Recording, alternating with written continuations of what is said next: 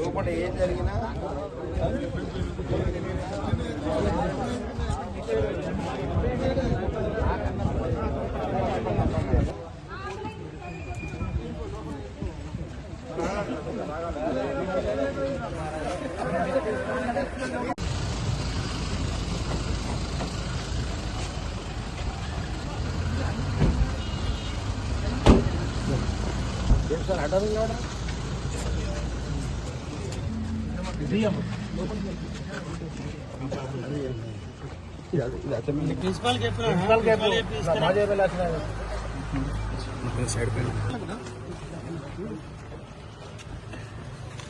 మీరు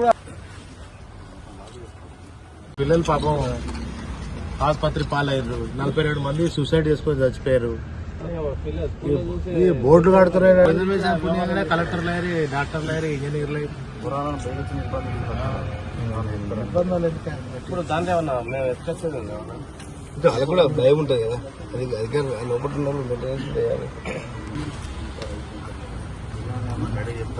ప్రిన్సిపాల్ గారు మీరు కొంచెం పెట్టండి అన్న. పాఠాలు చెప్పిన అప్పుడు పిల్లలకు ఒకసారి పోదాం మరి పిల్లలు. కలెక్టర్ పర్మిషన్ కావాలి. నేను అంటే నేను ఒక మాజీ ఎమ్మెల్యే మేము పెట్టినాము. పిల్లలకు మంచి 1,20,000 రూపాయలు ఖర్చు పెడుతున్నాము. మంచి అన్నం పెడుతున్నారా లేదా చెక్ చేయడానికి వచ్చినాము. వసతులు ఉన్నాయా లేదా 38 రూపాయలు అంటే 31 రూపాయలు అనేది 38 చేసింది మీరే. 38 ఉన్నది 51 చేసింది. ఇప్పుడు డిస్టర్బ్ చెయ్యం. మా పిల్లలు సార్ వాళ్ళు. మా గిరిజన, దళిత, మైనారిటీ, బడుగు బలైన వర్గాల పిల్లలు మీరు ఒక్కరు రండి వస్తే మీరు ఒక్కరు రండి. ఎండిఓ గారు కూడా ఇప్పుడు 10 మంది వస్తే ఎండిఓ గారిని ఒక్కరినే పర్మిషన్ ఇచ్చినాం. ఓకే, ఇప్పుడు మీరు కూడా ఒక్కరు మెంబర్ రండి. మేడం కూడా ఉన్నారు. మన ముగ్గురం మాట్లాడదాం. భాగంగా ఇవాళ ఓయినిపల్లి మండలానికి సంబంధించినటువంటి గురుకుల పాఠశాలను సందర్శించడం జరిగింది. రాష్ట్ర వ్యాప్తంగా మరి గురుకుల పాఠశాలలలో ఇప్పటికీ కొన్ని వేలాది మంది ఫుడ్ పాయిజన్ అయి ఆసుపత్రుల పాలైనటువంటి సందర్భం.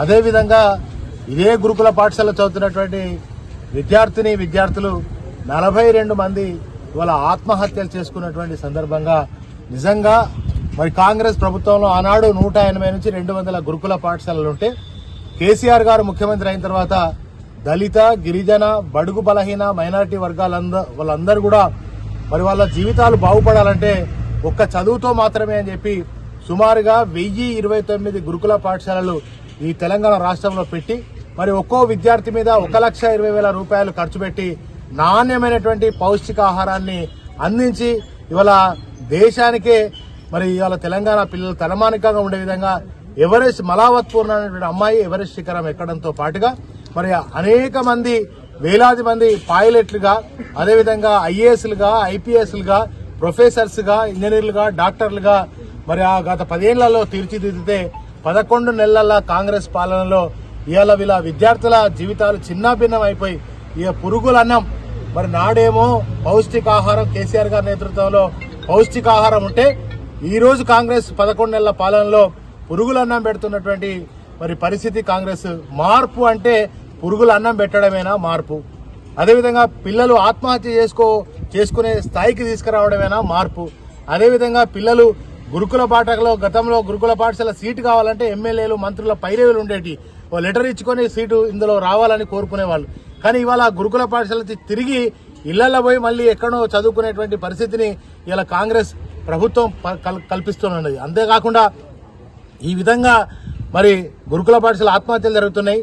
మరి పిల్లలకు పురుగులన్నం పెడుతున్నారంటే ఈ కాంగ్రెస్ ఎమ్మెల్యేలు కానీ కాంగ్రెస్ మంత్రులు కానీ, ఇది ఓ మానకొండూరు ఎమ్మెల్యే కవంపల్లి సత్యనారాయణ కానీ, అదేవిధంగా బీసీ అయినటువంటి కొండా సురేఖ కానీ, గిరిజన బిడ్డ అయినటువంటి మరి సీతక్క కానీ వాళ్ళు ఏం మాట్లాడుతున్నారంటే కురుకురేలు తిని ఫుడ్ పాయిజన్ అవుతుందని చెప్తున్నారు. అంతేకాకుండా మరి మీ ఇళ్లలో ఫుడ్ పాయిజన్ కాదా, హోటళ్లలో తింటే ఫుడ్ పాయిజన్ కాదా అని ఈ దరిద్రపు ఎమ్మెల్యేలు, దరిద్రపు మంత్రులు మరి వాళ్ళు అసలు దళితులైనా, గిరిజనులైనా, మరి ఆ సామాజిక వర్గంలో పుట్టినరా? ఈ పిల్లల బాధలు తెలుసుకోకుండా, వాళ్ళ గోసలు తెలుసుకోకుండా వాళ్ళు ఇప్పటి వరకు తెలంగాణ రాష్ట్రంలో ఒక మంత్రి గాని, ఒక ఎమ్మెల్యే గాని ఇంత జరుగుతున్న రాష్ట్ర వ్యాప్తంగా మరి ఇప్పటి వరకు సందర్శించలే, వాళ్ళ బాగోగులు అడగలే. మరి ఇవన్నీ కూడా ఇంకా మేము గురుకుల పాఠశాలను సందర్శిస్తున్నామంటే భయపడుతున్నారు. ఎందుకని నిర్బంధాలు, అరెస్టులు ఎందుకు? ఇవన్నిటికీ మీకు భయం వేస్తున్నదంటే గురుకుల పాఠశాలను సరిగా మెయింటైన్ చేయలేక, సరిగా వసతులు కల్పించలేక, వాళ్ళకి సరిగా డ్రెస్సులు ఇవ్వలేక, సరిగా అన్నం పెట్టలేక, పట్టెడు అన్నం పెట్టండి అని అంటే అరెస్టులు చేస్తారండి. పట్టెడు అన్నం పెట్టమంటే అరెస్టులు చేస్తా ఉన్నారు. కనుక కాంగ్రెస్ ప్రభుత్వం ఇప్పటికైనా మారండి. ఇవాళ ఆర్ఎస్ ప్రవీణ్ కుమార్ గారిని నోటి మీద ఎటువంటి తట్టు మాట్లాడు, కేటీఆర్ గారిని, హరీష్ రావు గారిని మాట్లాడడం కాదు. మీకు నిజంగా చిత్తశుద్ధి ఉంటే, దమ్ముంటే, మీకు చాతనైతే ఈ గురుకుల పాఠశాలను సందర్శించి వాళ్ళ అవసరాలను తీర్చండి. ఇప్పుడు ప్రిన్సిపల్ గారు కూడా చెప్పారు, ఓ సొంత భవనం కడదాం సార్, ల్యాండ్ కావాలండి. ఇప్పుడే కలెక్టర్ గారితో మాట్లాడతాను, తప్పకుండా ఈ గురుకుల పాఠశాల కూడా ల్యాండ్ కేటాయించాలని ప్రభుత్వాన్ని డిమాండ్ చేస్తాను. సొంత భవనాన్ని కూడా ఏర్పాటు చేయాలని డిమాండ్ చేస్తాను.